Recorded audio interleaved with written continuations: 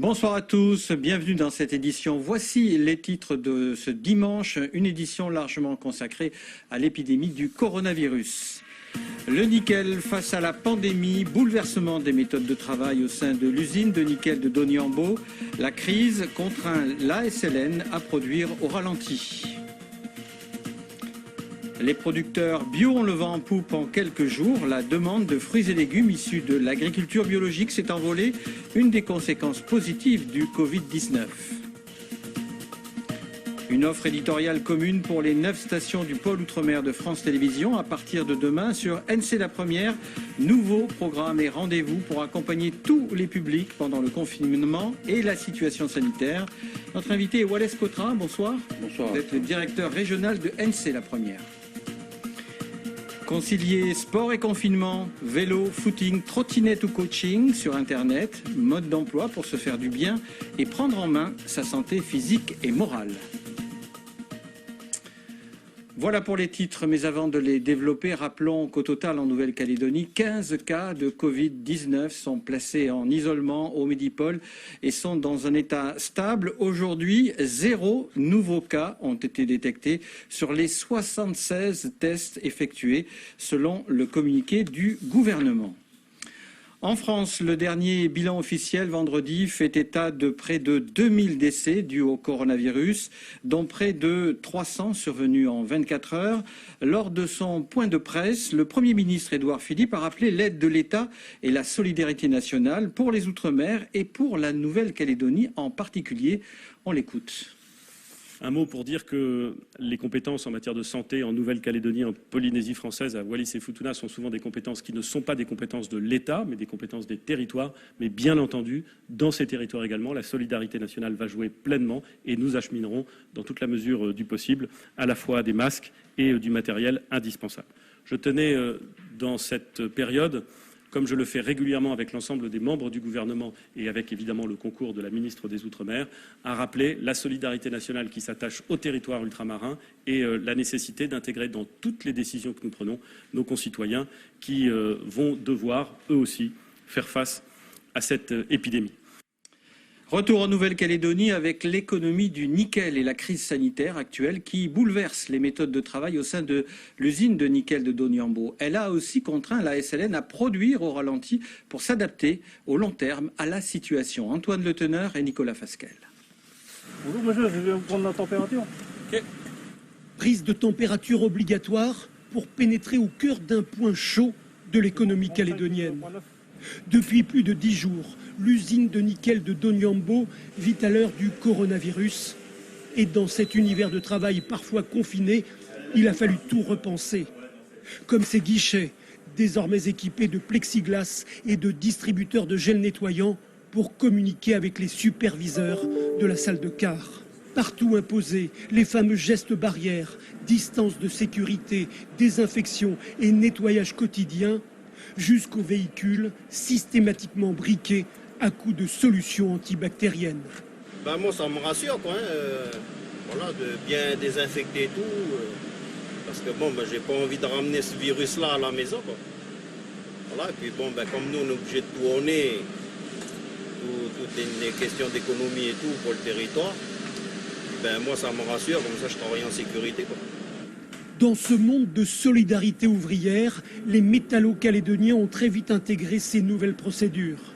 Il a aussi fallu réorganiser le travail, à domicile pour certains, en vacances ou en congé maladie pour d'autres. Protéger les salariés, un point vital dans cette usine qui tourne 24 heures sur 24 et qui ne peut pas s'arrêter de produire. C'est une situation à laquelle on doit s'adapter au jour le jour. Aujourd'hui, donc, on arrive à faire fonctionner et à alimenter l'usine correctement. Et on va devoir s'adapter au jour le jour, à la fois sur le rythme de nos installations et sur nos organisations et avec les personnes présentes. Pour anticiper le pire des scénarios, de nombreux salariés malades et une chute des approvisionnements en minerais, la SLN a réduit la puissance de ses fours.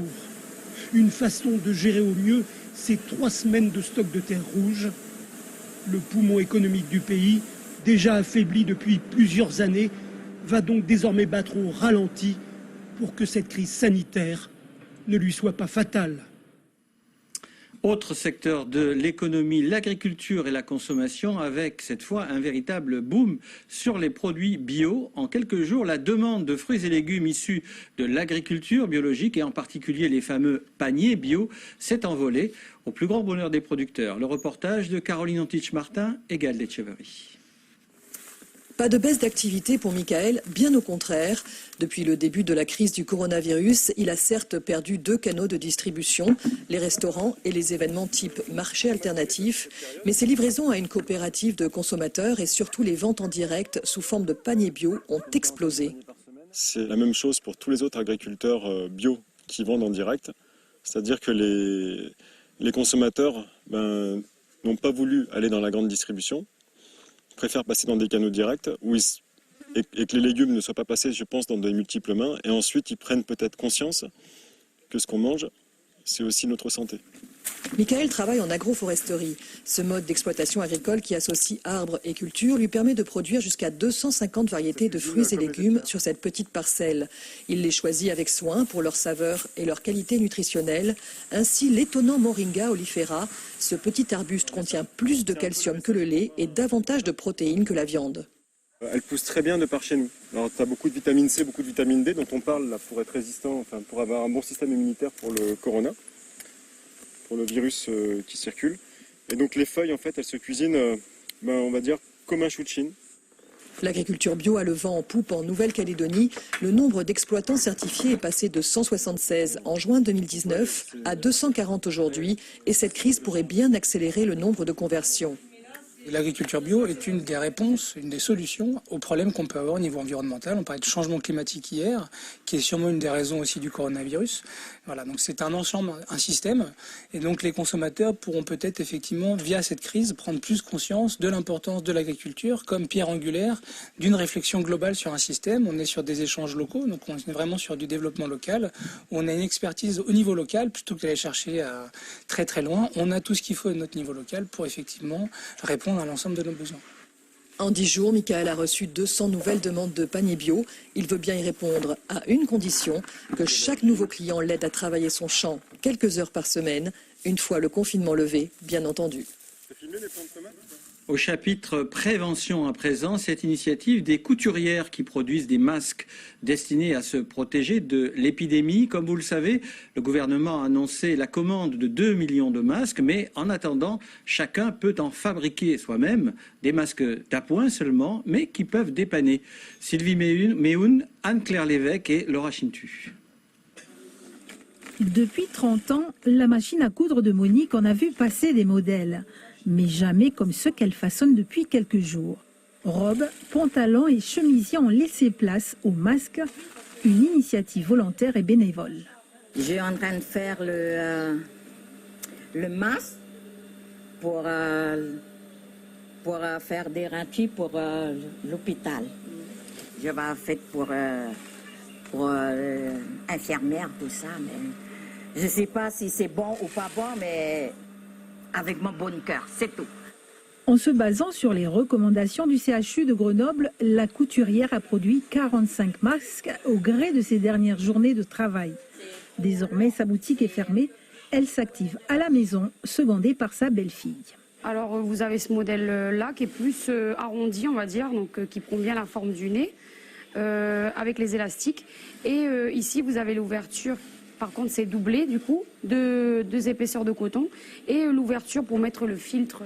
Ou ce modèle-là qui est plissé, qui est plus rectangulaire, mais toujours dans le même style, avec la petite ouverture pour pouvoir mettre, qui se met vers le bas, du coup. Parce que comme ça, en haut, ça reste bien fermé. Voilà, ce modèle-là, comme ça. Un masque de protection non homologué qui n'a pas vocation à être un dispositif médical, mais qui peut rendre service en période de pénurie pour les personnes fragiles et celles qui toussent et éternuent. Dans le secteur médical, le Covid-19 et les kinésithérapeutes, et si beaucoup de cabinets ont dû fermer leurs locaux, certains ont su s'adapter. À Point-Bout, David Sigal et Camille Monnier se sont rendus dans le seul cabinet de kiné encore en activité en province Nord. Regardez. Le Covid-19 a bouleversé le quotidien de ce kinésithérapeute. Un des premiers changements est l'aménagement d'une des salles en fait, qui venait d'être implémentée de manière à pouvoir recevoir des patients également, étant donné que le but est de, au maximum, éviter les croisements de personnes. Si les locaux de Romain Terra restent ouverts, c'est grâce à son stock de masques. Cette quantité permet aux 3 kinésithérapeutes qui travaillent ici de tenir près d'un mois. C'est le seul cabinet encore en activité en province Nord. Certains cabinets n'ont pas pu faire ce stock-là à temps, ou alors étaient à la fin de leur stock, et se retrouvent avec, pour seul outil, la dotation de la DAS, donc qui est une dotation de 50 masques, ce qui est assez faible, pour en tout cas maintenir une activité. Sans conseil de la DAS de Nouvelle-Calédonie, les 3 professionnels de santé suivent alors les préconisations de l'ordre des kinésithérapeutes en métropole, c'est-à-dire fermer et privilégier les soins à domicile. Avant la crise sanitaire, 30 personnes par jour passaient entre leurs mains, aujourd'hui plus que 4. Seuls les cas les plus urgents sont maintenus. S'adapter aux réalités du Covid-19 est contraignant mais indispensable. Ça nous met en danger en tant que soignants. Il faut savoir que les masques qu'on porte protègent nos patients, mais pas nous. Donc ça met en danger le soignant et sa famille. C'est pour ça qu'on juge vraiment entre le bénéfice et le risque potentiel que pourrait apporter une absence de soins pendant plus de 2 semaines. Cette crise entraîne une perte de 60% de l'activité pour Romain et ses collègues. Une situation rencontrée par tous les kinésithérapeutes en libéral du territoire. Autre titre de l'actualité avec ce dispositif exceptionnel Covid-19 et le pôle Outre-mer de France Télévisions qui propose à partir de demain une offre unique pour les chaînes du réseau des premières. C'est une offre éditoriale commune pour répondre en période de confinement et de Covid-19 aux attentes et questions de tous les publics. En clair, proposer une nouvelle offre éducative en matière de télévision. Et pour aller un peu plus loin, nous recevons Wallace Cotra. Bonsoir, vous êtes le directeur régional de NC La Première. Alors il s'agit, semble-t-il, de changer carrément ces programmes. Oui, on a dû s'adapter à la situation. Donc avec 2 choses. D'abord, respecter scrupuleusement ce que nous demandent les autorités. Donc un télétravail généralisé et puis une refonte de nos programmes. Et puis la deuxième chose, c'est que finalement on a dû en interne arrêter nos productions et réfléchir donc à une offre de bassin avec Tahiti et Wallis-et-Futuna. Et alors donc là on s'oriente vers quelque chose, une télévision qui est beaucoup plus éducative. Alors c'est une vraie nouveauté, c'est-à-dire qu'à partir de demain matin, Nouvelle-Calédonie La Première ne sera plus une télévision, mais sera un établissement scolaire, à partir de 7h du matin à midi. Donc d'abord une école, puis un collège, et ensuite un lycée. Et avec des cours, avec des apprentissages, avec des devoirs à faire. Ce sera une première pour nous, et c'est très important. Ça a été, préparé avec les équipes de France 4, les équipes du ministère de l'Éducation nationale, avec l'UMNI et également les autorités éducatives locales. Alors vous dites qu'on devient une école, c'est-à-dire qu'il y a des programmes de toute qualité, de tout niveau, toute qualité, de tout secteur, de tout sujet, de l'histoire, du patrimoine. Comme à l'école, c'est-à-dire il y a des cours de mathématiques, il y a des cours de français, il y a des cours d'histoire, et que alors ça ne remplace pas ce que les enseignants demandaient aux parents et aux élèves, mais ça complète. Et alors est-ce que on va pouvoir être en interactivité avec cette offre de programme justement, tous les Calédoniens notamment? Tout à fait. Il y a un rebond sur le numérique, sur France.tv et également sur l'UMNI, sur les offres numériques de l'UMNI. Donc ça veut dire qu'on pourra poser des questions, on nous répond, enfin ça devient vraiment un lien supplémentaire. Et les Calédoniens se sont déjà adaptés aux offres de France 4, mais ça va être une meilleure exposition. Finalement, on va rester à la maison, comme c'est demandé, puisqu'on est en confinement strict, tout en apprenant. C'est un peu le concept. C'est ça l'idée, c'est que finalement, on accompagne. C'est une période compliquée pour nous, pour tout le monde. Et donc, par rapport à ce public particulier, le public des élèves, on essaie d'avoir une offre spécifique. Donc ça commence demain. Ça commence demain à partir de 7h. Merci beaucoup, Wallace Cotra, pour avoir accepté notre invitation ce soir. Direction la métropole à présent avec l'exemple d'un couple de nonagénaires qui a battu le coronavirus. Les époux Marché, pris en charge à l'hôpital Bichat à Paris, ont tous les deux, contre toute attente, vaincu la maladie. Regardez le reportage de Frédéric Prabonneau, France 2 Paris. À 90 ans, Henri Marché n'est jamais malade. Alors qu'en fin février, il commence à se sentir un peu fiévreux. Il ne s'inquiète pas. Pendant quelques jours, c'était toujours ça frôlait les 38, sans être malade vraiment. Mais les symptômes s'aggravent avec des problèmes respiratoires. Il faut appeler le SAMU. Et l'hôpital de Saint-Cloud, après le test, a demandé qu'il soit transporté à Bichat le 8 mars. Henri Marché est pris en charge dans le service des maladies infectieuses de l'hôpital parisien. Son état est critique. On nous a appelés de l'hôpital à 2h du matin pour venir rapidement, parce que ça n'allait pas. Moi, je ne me souviens de rien en ce qui concerne la nuit où j'ai failli passer il y a très pas. Quelqu'un nous attendait, nous a monté dans le service, nous a habillés de pied en cap et nous sommes allés tous les quatre, chacun à notre tour, l'embrasser. Henri est placé plusieurs jours sous oxygène, mais pas en réanimation. Il ne serait pas allé en réanimation parce qu'à cet âge-là, la réanimation, c'est trop risqué. En plus, éthiquement, non, il fallait qu'il se batte tout seul. Et il s'est battu tout seul avec son oxygène. Une bataille menée aux côtés de son épouse, dépistée positive elle aussi. Quand j'ai su que j'étais positive, ça ne m'a rien fait. Parce qu'on m'a dit, vous allez aller dans la chambre à 2 lits avec votre époux. On s'est retrouvés tous les deux. Voilà. Combat gagné. Samedi dernier, 3 jours après sa femme, Henri sort de l'hôpital. On a été soignés d'une façon exceptionnelle. Ah oui. Ah oui, là. Époustouflant. De gentillesse, enfin, je sais pas. Extraordinaire. Ah oui. Et ça encourage. On sait qu'on peut sortir, on sait qu'on peut guérir et on sait aussi qu'on est dans une période extrêmement difficile. Donc on est de tout cœur avec les gens pour lesquels c'est très difficile. Voilà. Les médecins ne peuvent pas leur garantir qu'ils ne sont plus contagieux, donc Monique et Henri restent chez eux, en attendant de pouvoir embrasser de nouveau leurs 26 petits et arrière-petits-enfants. Dans la région à Wallis et Futuna, l'inquiétude de nombreuses familles dont les enfants sont bloqués ou résidant dans un pays touché par le Covid-19. C'est le cas de la famille Baudry à Futuna. Leur fille est étudiante en Polynésie où la maladie est installée. Ils font face à leurs craintes en multipliant les liens. Le reportage de Wallis et Futuna, la première. Nous sommes à Vélé. Ici, chez Fété Niva, l'ambiance est plutôt apaisée ce matin après une nuit stressante, sans nouvelles de leur fille Elena, âgée de 18 ans. Elle est en première année de médecine à la faculté de la Polynésie française. Et ce n'est qu'à 9 h que ce couple a réussi à la joindre. On est rassuré de te voir en forme et souriante, parce que depuis hier, on ne pouvait pas te joindre, on était un petit peu pas inquiets, mais enfin bon, on est content quand même de te voir. Vive les réseaux sociaux. Oui, ça va. Ça va. Vous savez que je suis toujours à la maison, donc ça va.